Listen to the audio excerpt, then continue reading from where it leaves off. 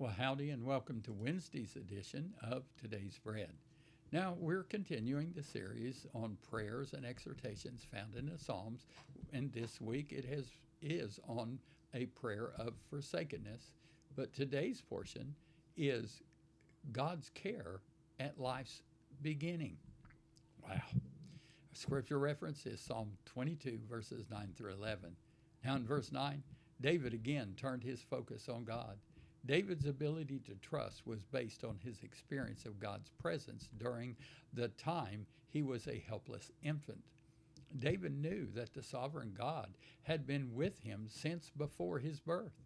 Looking back at his life, David knew that even before he was weaned, God was watching over him and had a plan for his life. And by the way, it's a good plan. David could not allow the present circumstances to erode his confidence in God's watchful eye. Because David was God's covenant child, David could look to God as his father. He knew he could trust God.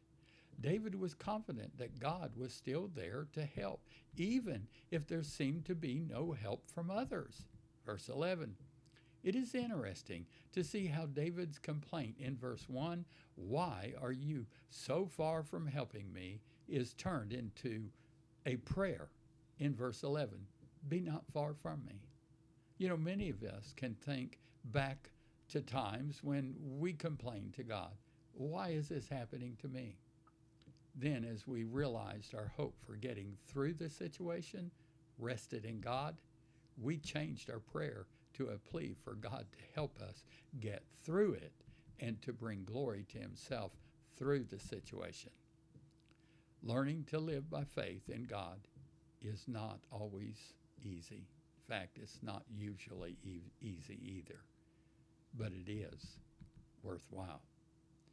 Thank you, and I pray that you've enjoyed today's edition of Fresh Daily Bread. Now, I pray that these videos, in fact, all of our posts, are a blessing in your life.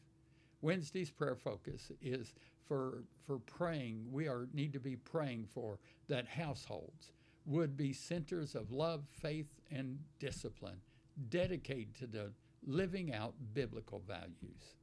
Now remember, Jesus is coming back soon. Here's Wednesday's blessing. Though the mountains may depart and the hills disappear, but even then, God will remain loyal to you. You are blessed with God's faithfulness.